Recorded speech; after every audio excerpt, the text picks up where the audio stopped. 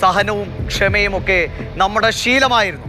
പക്ഷേ ആ സഹനവും ക്ഷമയുമൊക്കെ നമ്മുടെ ദൗർബല്യമാണ് എന്ന് ഏതെങ്കിലും ശക്തികൾ കരുതിയെങ്കിൽ അവർക്ക് തെറ്റി എന്നതാണ് ഓപ്പറേഷൻ സിന്ദൂറിലൂടെ വീണ്ടും നമ്മൾ ഈ ലോകത്തോട് അടിവരയിട്ട് പറയുന്നത്. എന്തായിരുന്നു ഓപ്പറേഷൻ സിന്ദൂർ? ഇന്ന് പുലർച്ചെ പാകിസ്ഥാന്റെ ആകാശത്ത്, പാകിസ്ഥാന്റെ മണ്ണിൽ നമ്മൾ തീർത്ത ആ കൃത്യതയാർന്ന, കണിശതയാർന്ന ആ സൈനിക നീക്കം എന്തായിരുന്നു?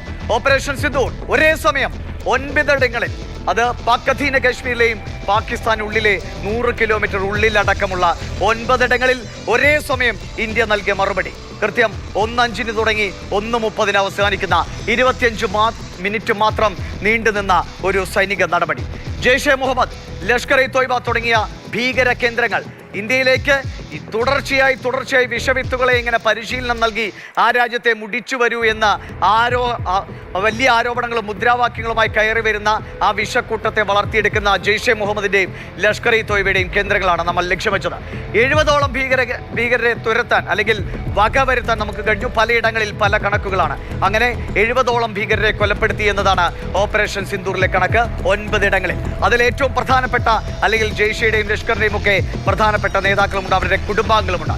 ആക്രമണം POKയിലും പാകിസ്ഥാൻ അകത്തുമാണ്. 1971 ആ യുദ്ധത്തിന് ശേഷം ആദ്യമായാണ് ഇന്ത്യ അന്താരാഷ്ട്ര അതിർത്തി കടന്ന് പാകിസ്ഥാനിലേക്ക് ഉള്ളിലേക്ക് കയറി ആക്രമണം നടത്തുന്നത്.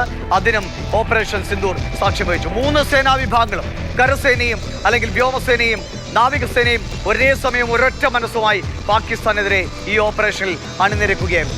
ഏത് സാഹചര്യവും നേരിടാൻ ഇന്ത്യൻ സേന സുസജ്ജമായി നിൽക്കുന്നു എന്നുകൂടി പാകിസ്ഥാനെയും ലോകത്തെയും ഓർമ്മപ്പെടുത്തുകയാണ്.